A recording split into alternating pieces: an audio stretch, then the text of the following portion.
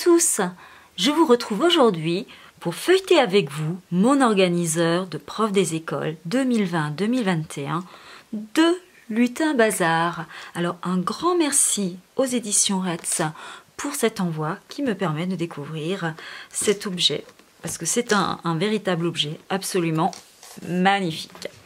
Voilà, donc déjà pour commencer, alors il s'agit d'un format A4. Donc à spirale, un format grand cahier avec des spirales. On a une petite page à l'arrière. Donc il nous dit qu'il s'agit du compagnon tout en un des enseignants du primaire. Enseignants, enseignantes. Conçu par Lutin Bazar, l'organiseur propose tout ce qu'il faut pour planifier au mieux son année scolaire. Les informations pratiques sur l'école et sur l'équipe, comme le planning des surveillances, le suivi des 108 heures à compléter, les outils pour organiser sa classe et suivre ses élèves, budget, emploi du temps, suivi pédagogique des élèves, fiche de liaison remplaçant, un calendrier annuel pour noter les rendez-vous, les journées de formation, les sorties, des pages pour insérer des programmations ou progressions, donc sur les différentes matières. Alors toute une partie cahier, journal, agenda avec une double page par semaine, des to-do list, des emplacements pour vos notes, une double page chaque mois avec un conseil pédagogique, le calendrier mensuel, les anniversaires à souhaiter, une citation à méditer et un petit coloriage zen. Une partie cahier d'évaluation compatible avec les postes fractionnés. Nous allons voir tout ça de toute façon tout à l'heure. Et deux pochettes pour glisser l'emploi du temps et ranger les documents importants, ainsi qu'encore que des pages de notes. Voilà, nous allons voir tout cela ensemble à présent. J'adore les couleurs qui ont été choisies. Voilà, c'est très, c'est printanier, mais c'est également estival. C'est acidulé. Enfin, vraiment, c'est une couverture pleine de bonne humeur, je trouve. Alors, le cahier, et ça c'est vraiment une bonne idée, se ferme par un élastique. Voilà, je vais l'ouvrir. Alors, on commence tout de suite par une pochette. Donc, dans cette pochette, on pourra glisser son emploi du temps, par exemple. Voilà, puisqu'elle est transparente. Alors, je vais juste faire un petit test pour voir la transparence qu'on y retrouve. Voilà, je prends cette petite planche de stickers.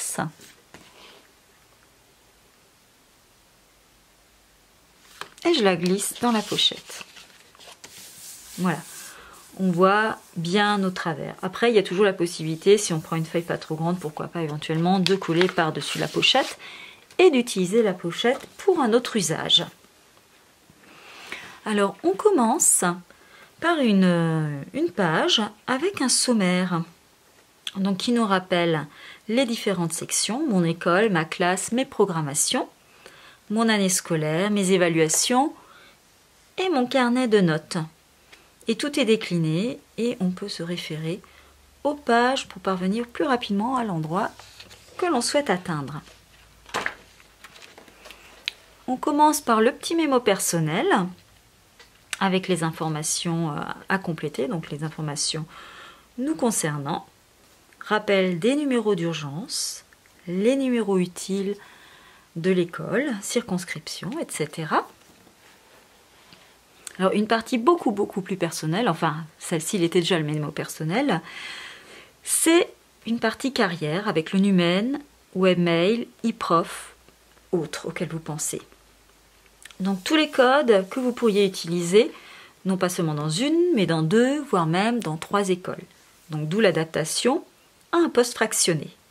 Donc il y a la ligne pour le code du photocopieur, du Wi-Fi, du PC, de la tablette, du TNI, ainsi qu'une petite partie Drive, Drive 1, Drive 2, ID, MDPass, et puis une petite liste autre pour tout ce que vous souhaiteriez noter en plus.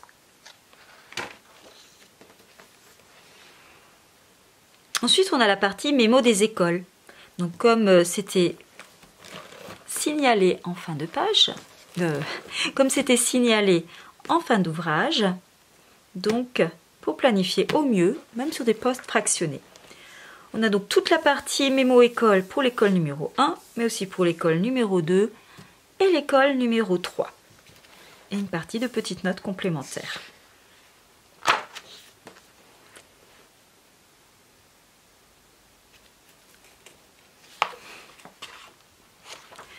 Donc on a ensuite une partie pour noter le nom de ses collègues et les informations utiles, donc comme les classes, les numéros de téléphone, les emails. Voilà. Si on a plusieurs écoles, alors il n'y a pas plusieurs pages, une par école, mais si on est dans plusieurs grandes écoles, on pourra sinon, par exemple, rajouter des feuilles ici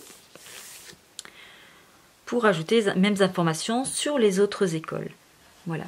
Et je vous présenterai tout à l'heure rapidement. Voilà le petit outil qui vous permettra d'insérer des feuilles à l'intérieur de cet organiseur. Là, je vous montre juste, il s'agit en fait d'une perforatrice qui permet de perforer des feuilles de manière à les insérer ici entre les spirales. Je vous mettrai la référence de ce petit outil juste en dessous.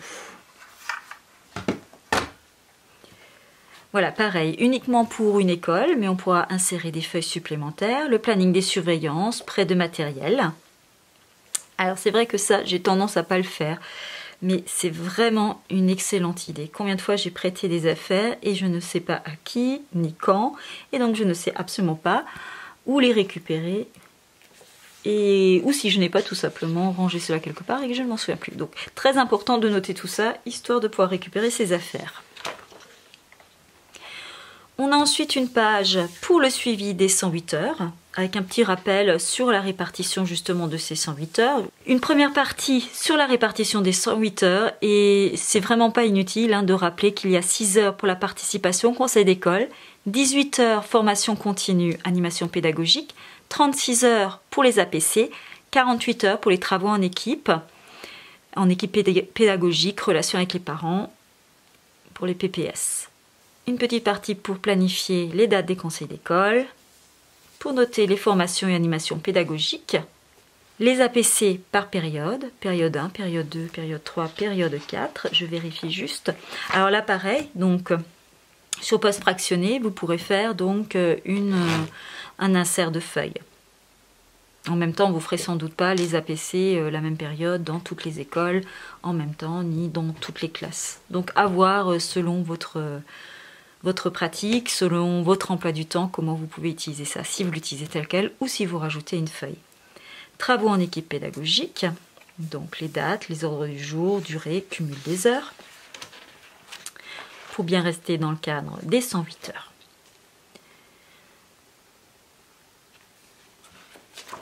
Donc un exemple de page de compte-rendu de rendez-vous. Donc vous avez une page. Alors moi ce que je ferais, c'est photocopier cette page et ensuite au fur et à mesure insérer les pages au fur et à mesure des rendez-vous avec les parents et des pages complétées.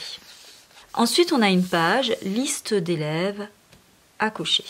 Voilà, ça peut vous servir en début d'année pour tout ce qui est à récupérer comme les assurances, la fiche de renseignement, etc.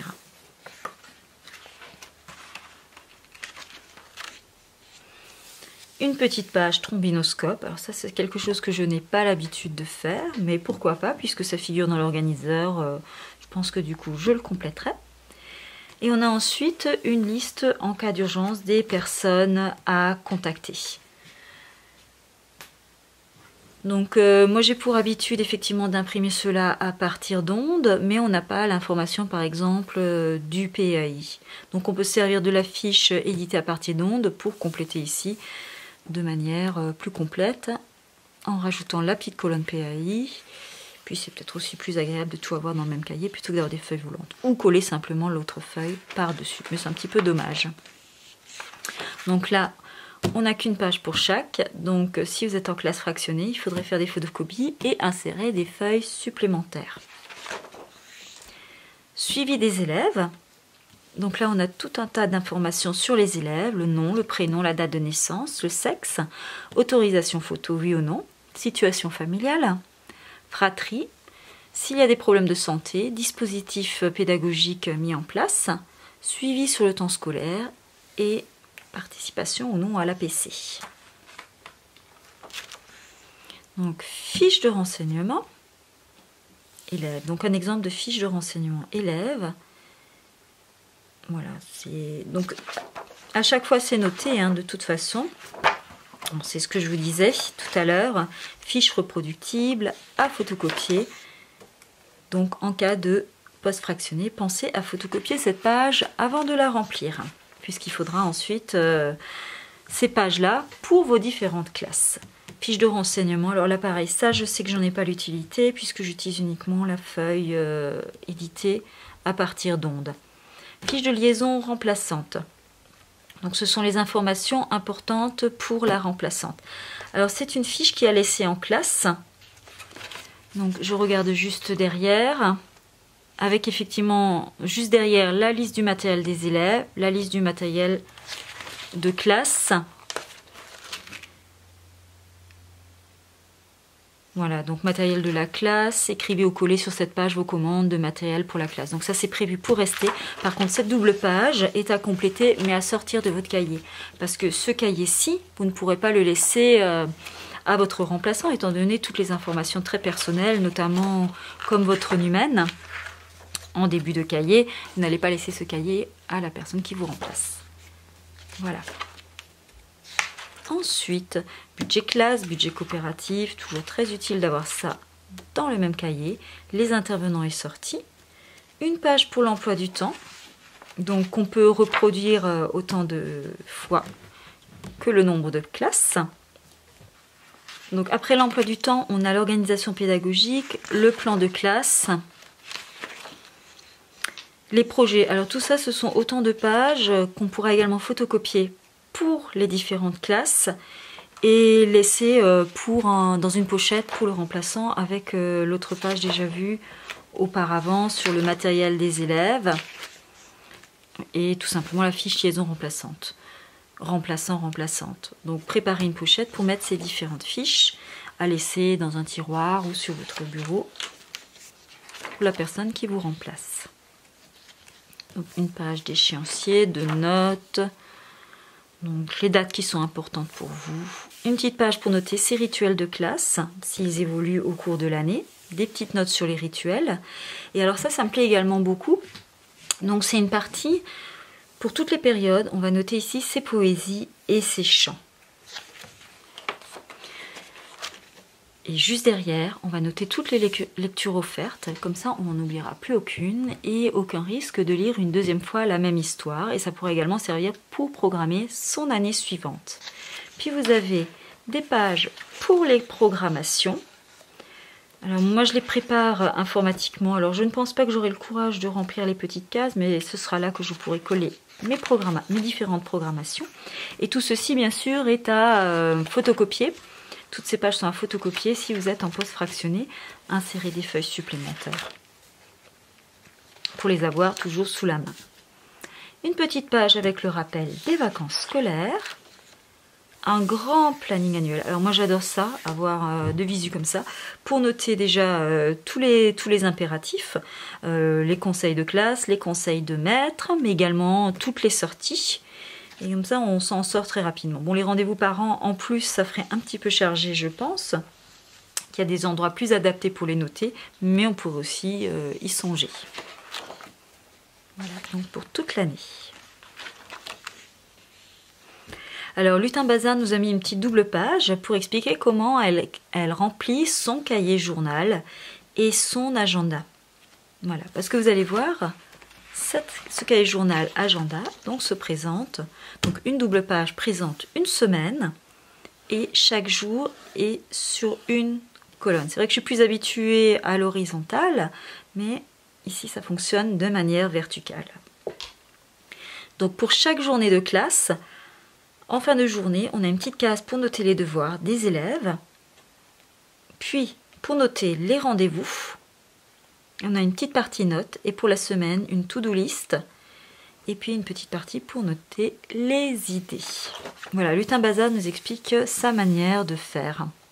Chaque mois, vous allez retrouver une double page de ce type avec un calendrier sous cette forme-là, une liste des anniversaires à souhaiter, une to-do list du mois, et puis les petits coloriages que vous pourrez colorier pour un peu plus de zénitude. Ça peut aussi vous servir pendant les réunions, comme ça, quand on cherche un petit truc à gribouiller.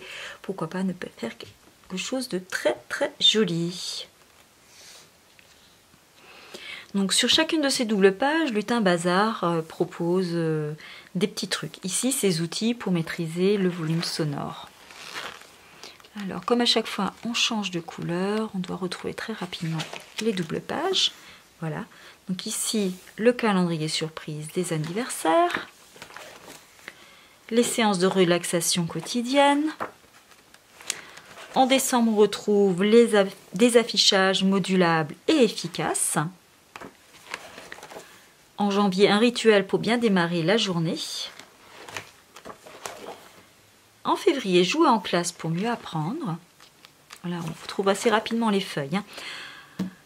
Mars, des lectures plaisir quotidiennes. Avril, la boîte à gentils mots. C'est une belle idée ça. Mai, des récitations motivantes pour les élèves. Juin, juillet, pour garder en mémoire les livres lus. Et bien sûr, là, on va s'arrêter et arriver sur la dernière partie. Voilà, je reviens juste à une double page. Voilà, donc semaine après semaine, voici la présentation des pages dont je vous ai déjà parlé tout à l'heure. Et je continue. Donc, juin, juillet. Et j'arrive à la fin de l'agenda cahier journal avec une petite to-do list de l'été pour la rentrée 2021, pendant les vacances, achats à faire, livres à lire, films, séries à voir et les évaluations. Elle a pensé à mettre une petite partie pour la date de remise des livrets, donc que vous les rendiez trimestriellement ou semestriellement, il n'y aura que 2 lignes de compléter. Et on a ensuite donc des pages pour noter les résultats des élèves. Et alors ça, j'apprécie beaucoup parce qu'il s'agit en fait de demi-pages. Donc on écrit une fois le prénom et ensuite on n'a plus qu'à tourner cette petite partie-là. C'est par trimestre en fait. Donc pour le premier trimestre, pour le deuxième trimestre et le troisième trimestre. Puis on a toute une partie carnet de notes. 1, 2, 3, 4, 5, 6, 7, 8, 9 pages sur lesquelles vous pourrez par exemple prendre des notes lors des réunions. Et on termine sur une petite pochette bien pratique dans laquelle vous pourrez rajouter des petits documents.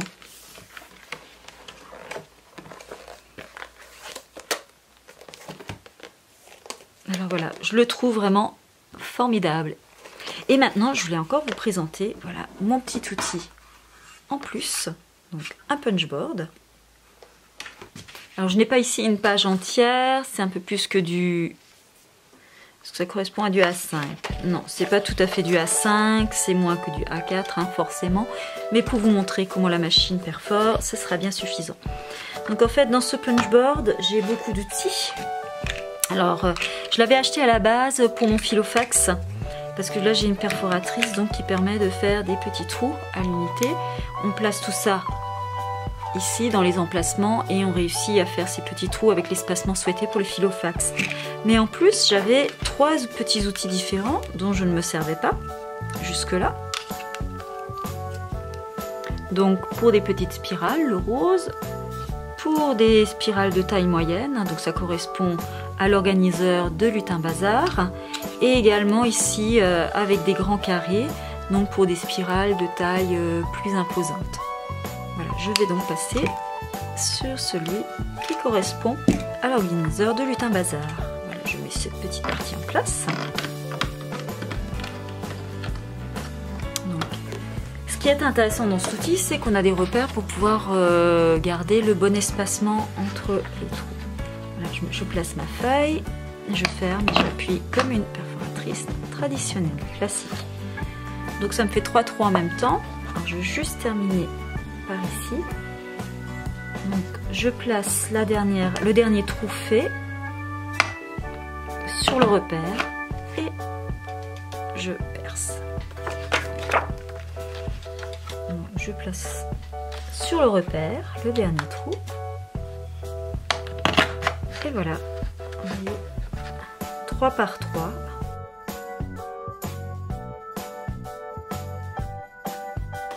Et voilà, maintenant j'ai toute ma série de petits trous. Alors là, ça c'est ma faute parce qu'avant j'ai voulu faire un tout petit peu trop vite, donc j'ai repercé un trou qui était un petit peu mal placé.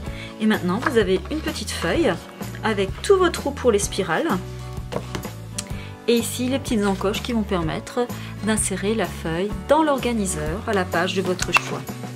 Donc, si vous souhaitez le mettre une petite feuille de notes en plein milieu de l'organiseur, ce sera tout à fait possible simplement en appuyant sur les petits bouts. Voilà, cette présentation est à présent terminée. J'espère qu'elle vous aura plu.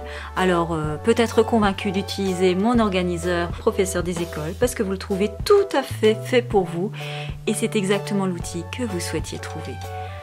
Voilà, donc sur ce, je vous dis au revoir et à bientôt pour une nouvelle vidéo. N'oubliez pas, si cette vidéo vous a plu, de mettre un petit pouce en l'air, de commenter également en dessous si vous avez des questions à poser. Alors c'est très important voilà, pour moi, pour voir si ce que je fais a ne serait-ce qu'un intérêt ou pas. Et puis ça fait toujours plaisir d'avoir vos avis. Bonne journée, au revoir.